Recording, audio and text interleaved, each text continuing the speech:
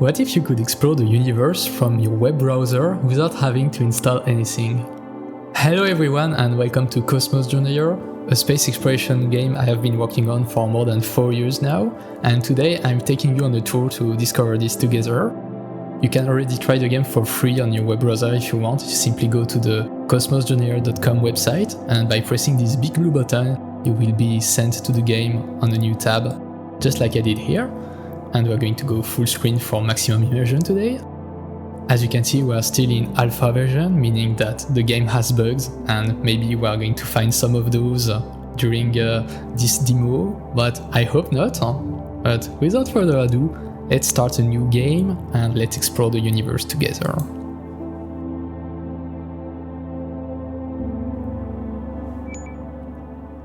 And here we are at the command of our spaceship. And we also have a flight tutorial on the left, but we don't need the tutorial today because I'm going to explain everything. So the spaceship can be controlled with the mouse and the keyboard. The mouse is for the direction of the ship, and the keyboard with key W and S controls the thrust of the spaceship. And with those simple controls you can already have fun slaloming and dodging the asteroids.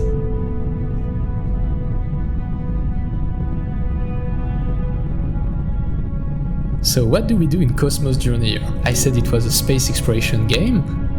So what do I mean by exploration? My goal with the game is to make you experience the beauty and the mystery of our universe. With its ground scale, I want to make you feel small and amazed. And as you travel across the stars, you will find vistas, landscape, and anomalies that I hope will capture your imagination along the way.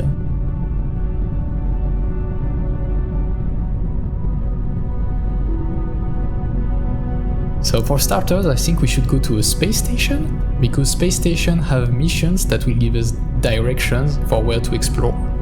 We can also skip that part and go explore at random in the universe. But if it's your first time playing, then I would recommend you start by going to a space station. So I just enabled the warp drive of the spaceship, because at the speed we were going, like 1.5 kilometers per second, it was going to take a few hours to reach the station. So we need to break the laws of physics a little bit if we want to reach the station before the end of the video. And now, as you can see, the speed is increasing at the bottom right of the screen, and the time it takes to travel is far less.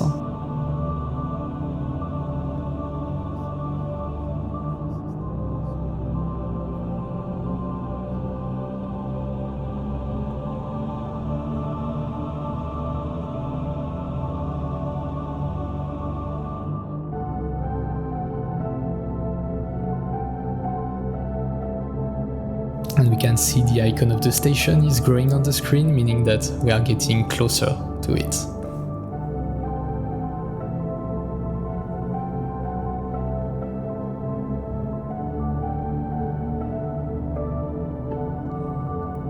Alright, here it is. And we have a new tutorial explaining us how to land on the station, but no worries, I'm here to explain. So the station is composed of multiple parts. You have the solar panels at the back, and the cylindrical habitat in the middle, and the landing bay at the top.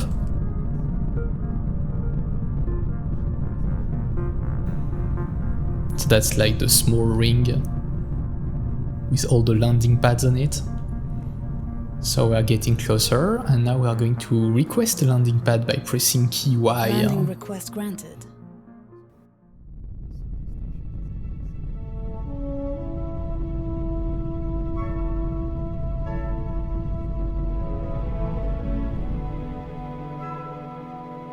Alright, and the automatic landing computer has taken over now, so we can just sit back and relax, enjoying the view.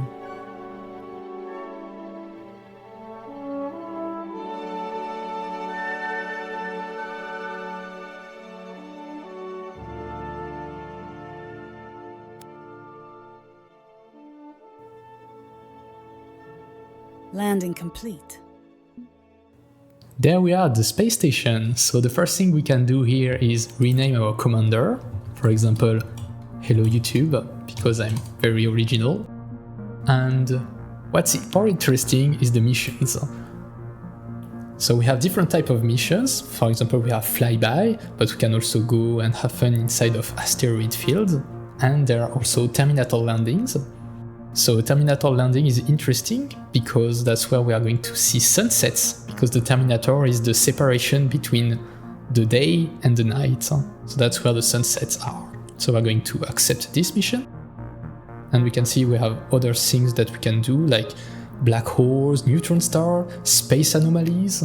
But today we don't have time to do everything, so we are going to simply do a black hole. But if you can try the game for yourself, you can try all of these and tell me in the comments what you like best and how to improve it. So we also have a ship hangar that is important to refuel the ship and also to improve its components. So for example, the warp drive that allows us to travel between the stars. We can improve it to increase its range. We can also improve the thrusters so the ship goes faster. And how do we buy these parts? We do it by exploring the universe, and when we do new discoveries, we can sell them inside of the exploration center, and with the money of the exploration data, we can buy the new spaceship parts. So there is a positive feedback loop driven by the exploration. As you explore more, exploring becomes easier. Alright, that's all for the station right now, and so we are going to take off and go on our first mission. We have a tutorial about how to use the star map, but we don't need that right now.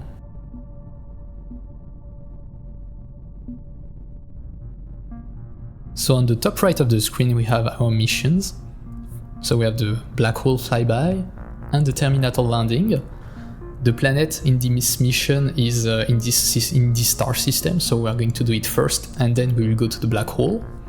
So the first thing to do is try to locate the planet Zeta Cassiopeiae 4. So is it this one, for example? No, that's Zeta Cassiopeiae the first. Oh, right, we are lucky, it's just this one. Only 2 tries to find it. Sometimes it can be a bit disorientating trying to find the planet. So this blue planet that we are seeing here is the planet that we were orbiting right before at the start of the game. And it's quite smaller now because we went to the station. So currently this planet is very far away, so you know how it works. We have to engage the warp drive. Engaging warp drive. And now it's only going to take 12 days. Yeah, just kidding, it's going to get much faster. Maybe we are going to go even faster than light.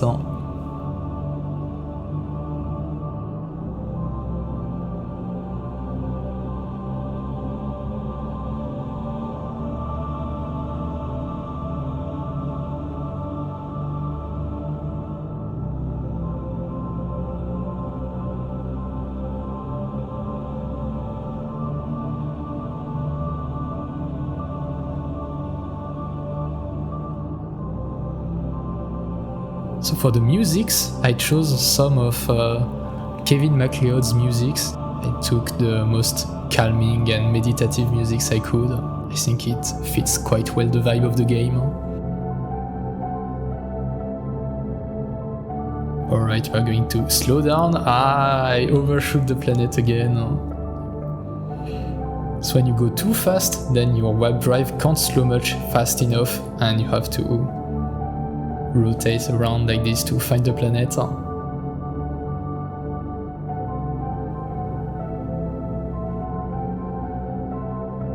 This time I'm going to have it right there.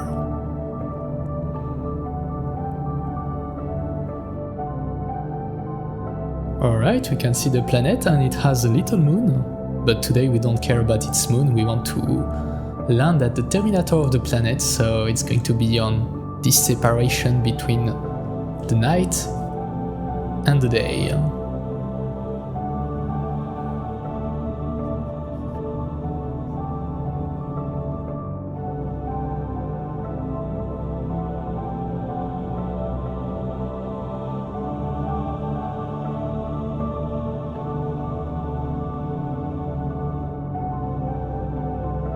New discovery.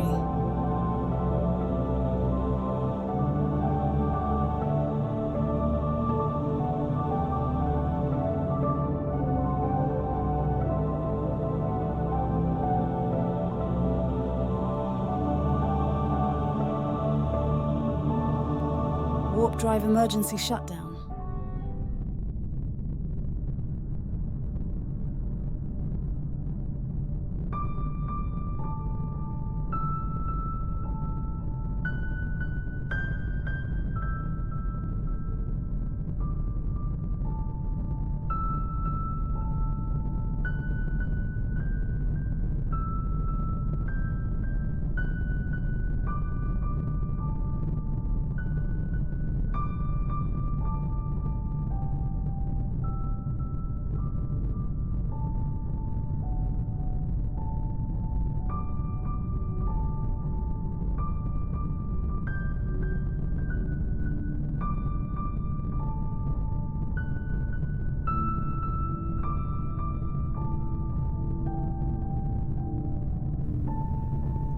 So we are getting quite close to the surface now. I'm going to slow down a little so that we don't crash.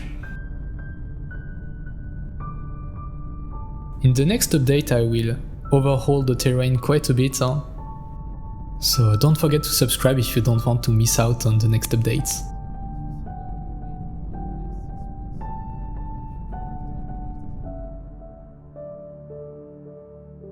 And we are starting to see a nice sunset. But the terrain is taking a while to load. We are going to land anyway. Initiating planetary landing. Mission complete. And I think we are facing our first bug of the day. The spaceship is not landing, it's sliding on the surface. Oh my bad, it's managed to land anyway. So now that we have landed, we can go outside of the ship and take a walk.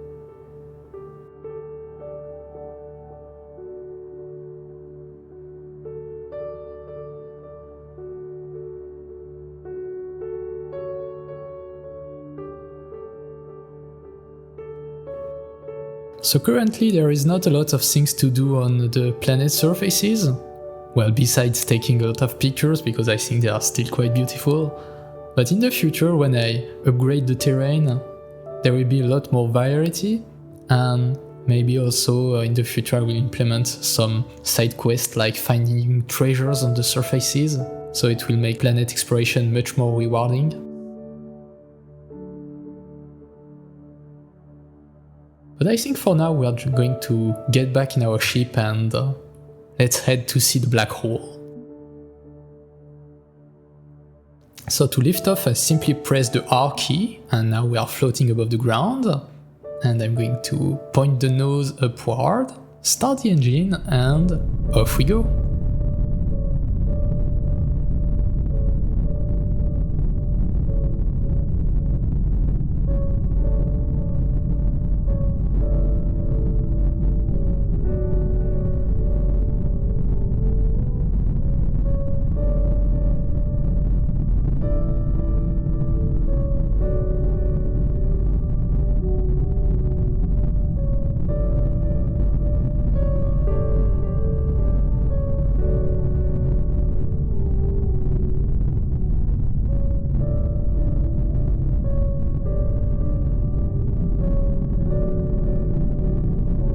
Alright, I think it's far enough, so I'm going to cut the engines and open the star map by pressing the M key.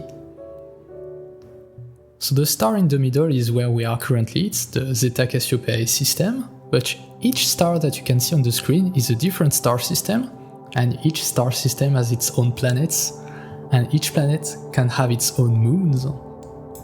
So you understand that the universe in this game is quite big. I don't even know how many stars and planets there are. But that's not what matters to us right now.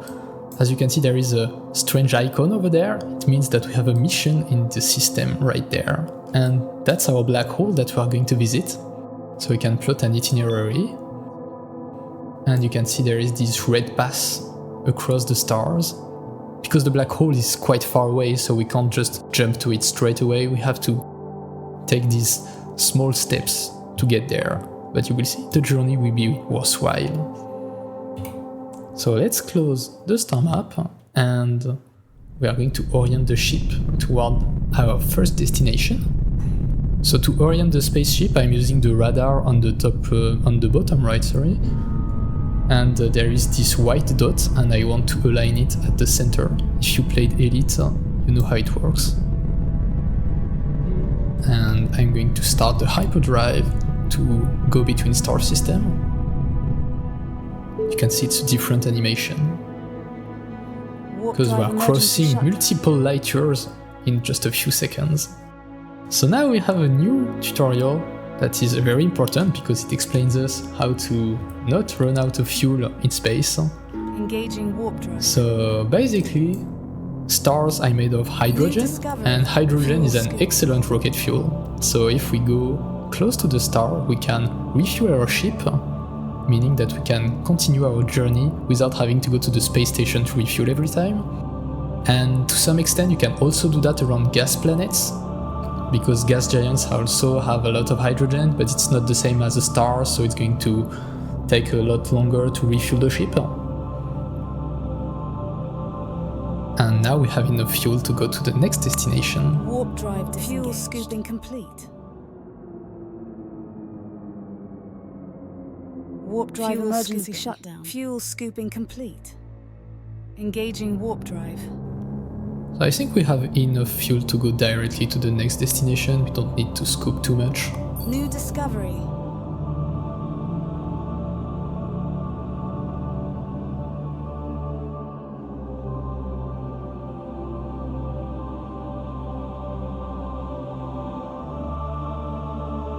Warp drive emergency shutdown. Alright, this star has rings, that's quite beautiful, isn't it? Warp drive. I think we're going to take a look inside of the rings before going to the black hole. The black hole is just the next step on our journey. But I think the journey is more than the destination, it's also about what you find along the way. And those rings, they look quite nice, I think. Well, of course I'm biased because I made this game, you know, but nonetheless, it's quite beautiful.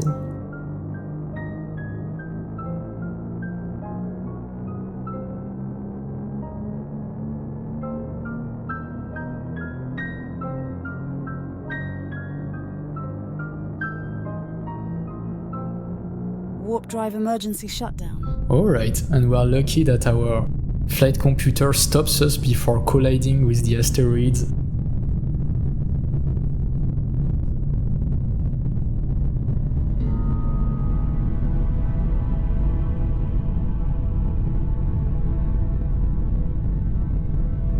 I think it's quite nice how the volumetric lighting interacts with the asteroids, gives quite a good sense of depth.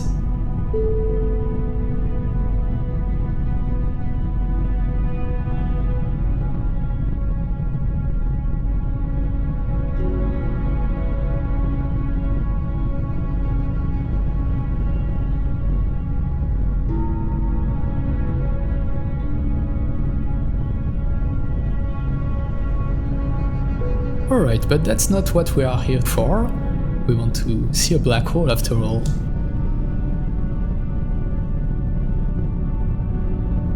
And we're going to move our spaceship in the direction of the black hole, so we're going to travel across the asteroid belt again.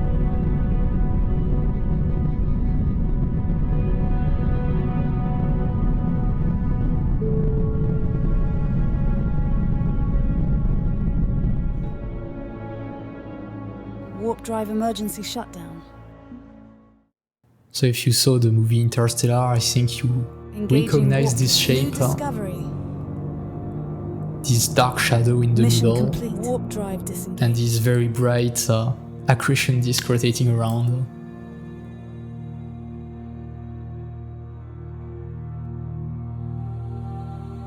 So the dark shadow in the middle is called the event horizon. That's where the escape velocity is faster than the speed of light, and That means that nothing can escape the event horizon, as nothing can go faster than the speed of light.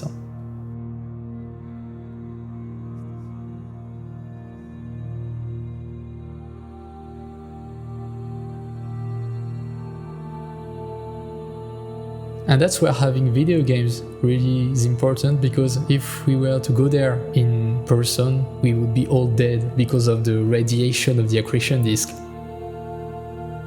Because it's so hot, it emits a lot of radiation that would be deadly for the human body. So it's much safer to explore the universe inside of a video game than to do it in person. And that's why also we tend to send robots to distant worlds rather than humans. It's just easier to maintain alive.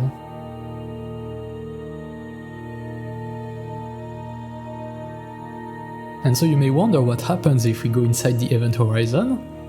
And for now the answer is absolutely nothing. But in the future I plan in doing some crazy stuff with black holes, but I can't tell you much about it. Engaging warp drive.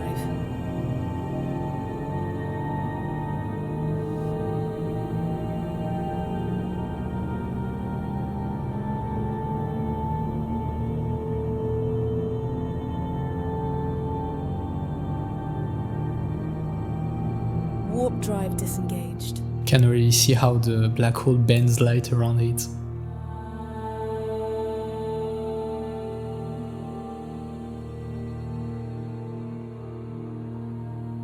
So now that we've seen all those beautiful things, we want to go to a space station to sell our exploration data.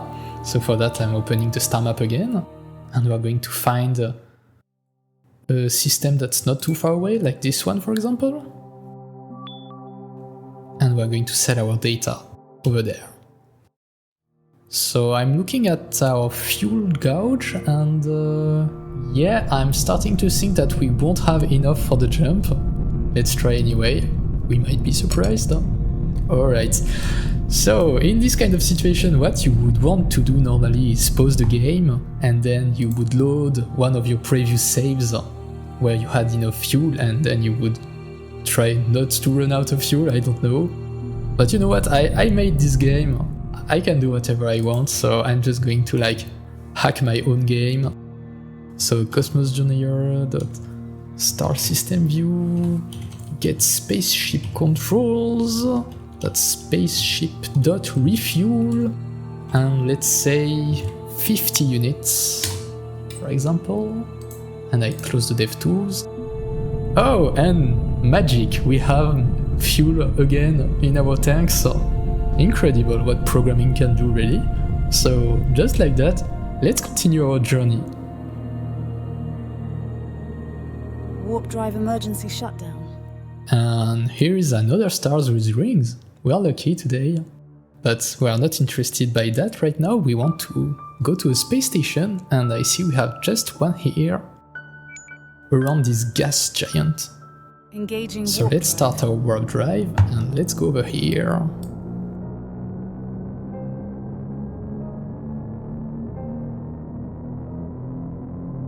Need to slow down a little because I don't want to overshoot the station like I did for the planet. Can see it has a lot of moons, but we don't have time to explore them all today. But you can always have fun trying the game for yourself after this video and land on those moons and enjoy the view of the gas giant in the sky.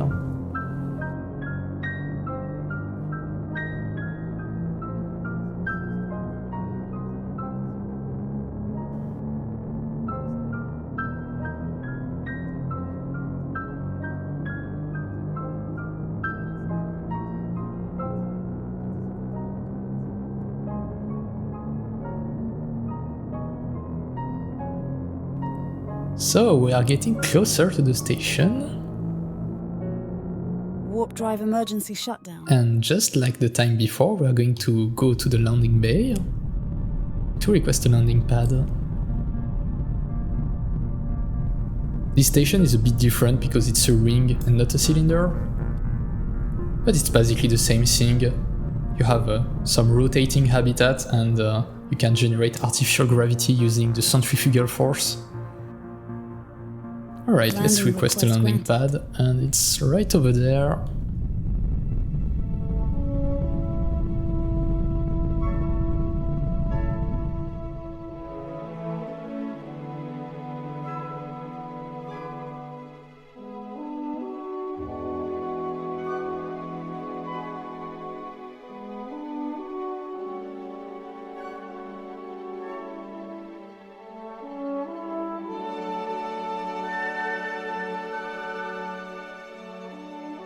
Landing complete.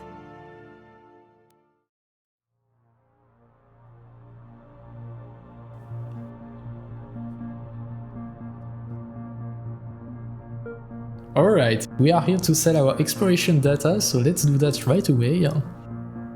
So Zeta Cassiopeiae 4 was the planet where we saw a nice sunset, and then we have the stars that we visited along the way to see the black hole, and finally we have the black hole that we can sell for quite a lot of credits actually, because black holes are quite rare, and of course it's going to bring us much more value.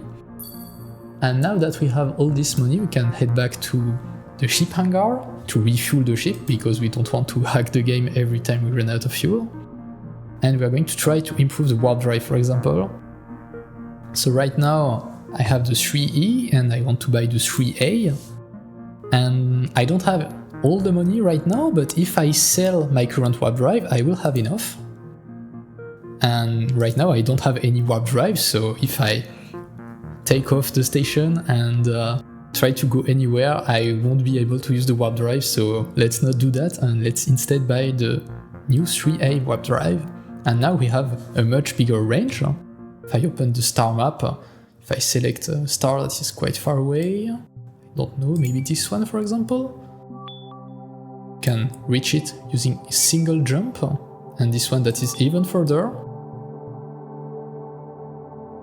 can also reach it using one single hyperspace jump.